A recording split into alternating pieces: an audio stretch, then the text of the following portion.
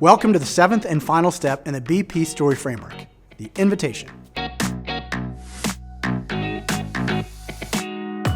In order for the story to be complete, the audience must participate, because a story without action is simply entertainment.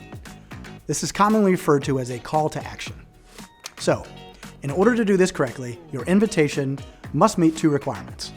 First, your invitation needs to be authentic, which simply means your invitation should always be appropriate for where your audience is in their journey. I'm sure you've experienced an out-of-place call to action or request to purchase or give. These attempts to force the closing of a sale or donation feel cheap and often turn potential buys or donors away. You don't want that, so make your invitation authentic. Second, the invitation should be a simple and logical next step. If the next step is too difficult or requires too much of a leap, chances are they're just not going to do it. So make it easy and make it simple. Lower the bar enough that your audience freely engages with whatever the next step might be. And remember, this invitation may not be one to purchase, at least not yet. Marketing 101 would tell us that every piece of content needs a tangible call to action, but that's no longer the case. It really depends on where they are in the decision funnel and where your content is working. Your goal may be to introduce them to a novel idea or a product they might not even need yet.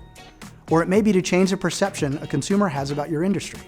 Or it could be to educate them and leave them more knowledgeable on a topic so you can prepare them for your next outreach. So while everything you create needs to help move your audience one step closer to a decision, it does not necessarily need to ask them to click now or buy or donate. Here's some things to consider when crafting your invitation.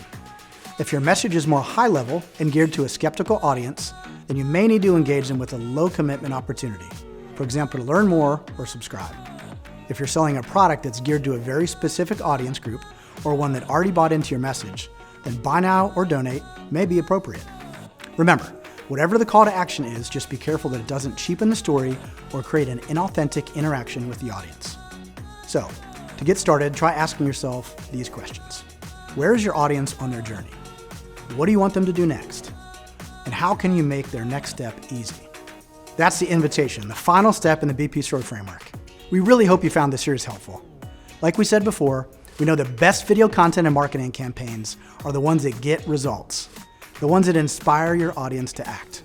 So good luck. And if we can be of any assistance, feel free to reach out through our website or social media channels.